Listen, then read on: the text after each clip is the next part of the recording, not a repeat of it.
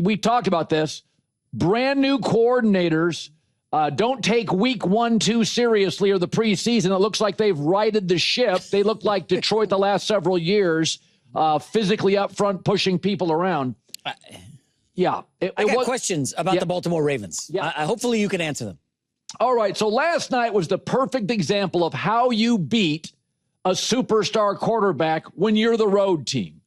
Detroit dominates time of possession. They're aggressive on fourth down. They convert in the red zone. No field goals. We're getting touchdowns.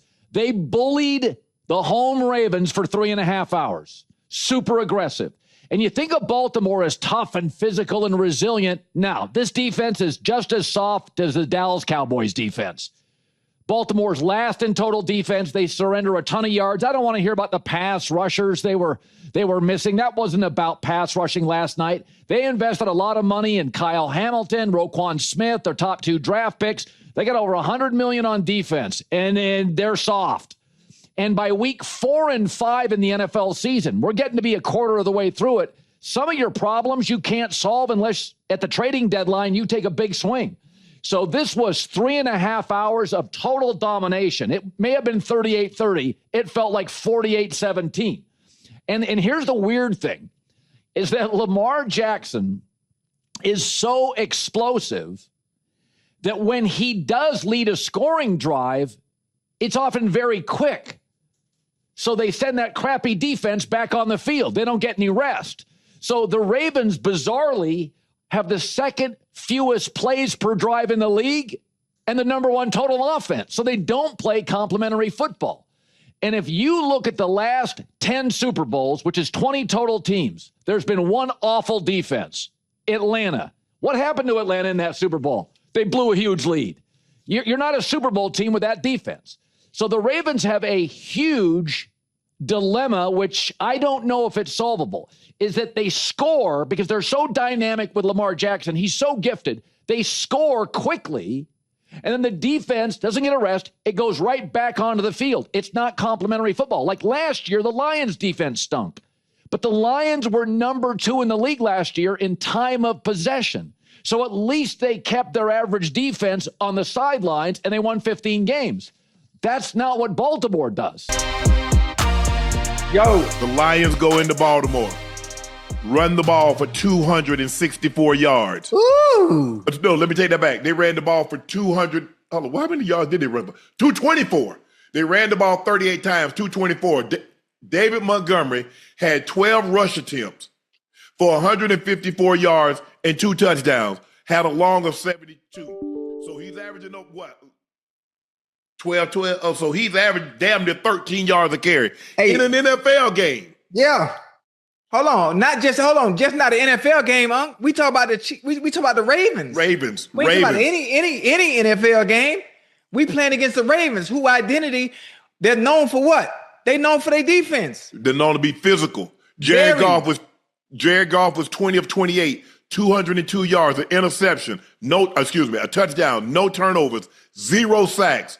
Lamar Jackson had an okay night throwing the ball, 21 of 27, 288, 3 touchdowns, Ocho, but he was sacked 7 times. Yeah. And they wasn't bringing no pressure. That was 4-man pressure. A lot of that was 3 down. They would bring what we call 3-down scan, 3-down spy, where they would rush 3 and then have somebody like right there. Where you going, Lamar? By Lamar, yeah.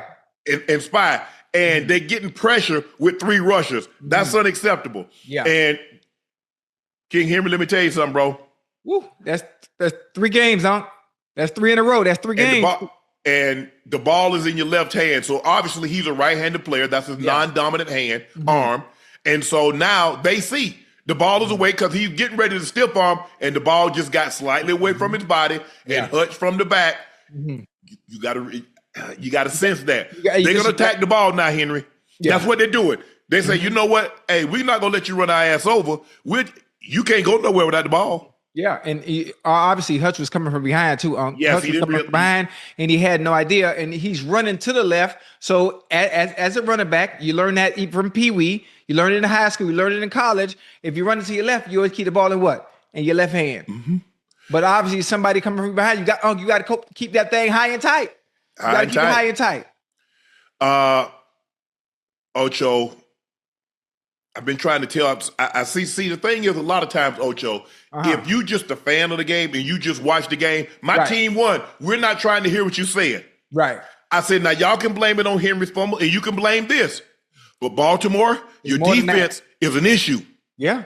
Baltimore, and I told you this the other night when you played Buffalo. You gave up 264 yards in the fourth quarter to the Buffalo Bills. Yeah. You gave up 22 points in the fourth quarter to the Buffalo Bills. Yeah. I said, you've got an issue. Now, Baltimore Ravens fans, you know, because a lot of you guys have said, man, we need a new DC. Zach Orr, we need a new DC. I don't know what you need, but if somebody would have told me that the Lions was going to come in there and physically beat the Ravens up, I say, I bet your doorknob to a bucket of cow manure that won't happen. Yeah, absolutely. Listen, I wouldn't think the Lions would come in and physically dominate and impose their will on the Ravens, especially offensively. I knew they would score points. I knew that. Yeah.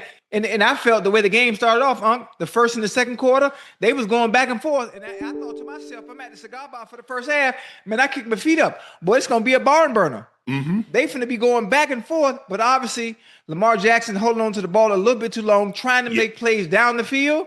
That clock got to go off. That clock got to go off in your head. You got to know when to go. And if you're not going to go, if you're not going to take off, throw the ball out of bounds. Throw the ball away. Throw it away. So you live to see another play. So you live to see another down, but you're putting your team in unfortunate circumstances. You're going from first and 10 to the second and 18. From second and 18, the third and 20-something. So there are really not many plays that you can run from that point, and so you lose the offensive series. Yeah, it ain't that many plays in the playbook that you got for third and 15, third and 20, third and 25. Ocho, you might go a whole year, a defense might go a whole year and maybe have one drive in which they give up a drive of 90-plus yards. Yeah. The Ravens gave up 2 in this game. 2. A 96-yard drive and a 98-yard drive. You know how hard that is to do, Unc? Hell yeah. You know how hard it is to string together a bunch of plays and drive the whole goddamn field. Basically had the ball for 11 minutes. No, that's very difficult. Yes. That's very difficult to do. Hey, Montgomery had a day. You know, that monkey jumped on his back like he was running the goddamn 400. Jahmyr Gibbs had a day. Listen, and this all comes down to, you're going to have games like this, right? But they got to fix the turnovers. You got to fix the turnovers. The Lions should have had almost 3 interceptions. They dropped them. Yes. They dropped them. And this is what has always haunted the Ravens once they make it to the playoffs. They play very well throughout the season, and they get into the first round of the playoffs, and they do stuff like this. They turn the ball over. They need to fix these issues. I'm glad it's early in the season. It's only week 3. So they have plenty of time to get this stuff together. Derrick Henry, they're going to go back. They're going to start from the basics. 5 rushes in the fourth quarter entering this year. Obviously, this has not been the norm for Henry, but now we're getting accustomed to it this season. And so, Canty, I begin with you. What is the chief concern for the Ravens at this point? It's the psyche of the Baltimore Ravens. And I said it after their week 1 loss to the Buffalo Bills. I'm wondering if this team is going to have the requisite confidence that it takes for them to get up over the hump when it matters the most in the postseason. That's if they don't disqualify themselves in the regular season. Last night was the Ravens' 16th loss since 2020 when they've had a touchdown or more lead in the second half. That's 7 more than any other team in the NFL during that span. At some point, that's got to affect your confidence as a team. And whether you think you can or you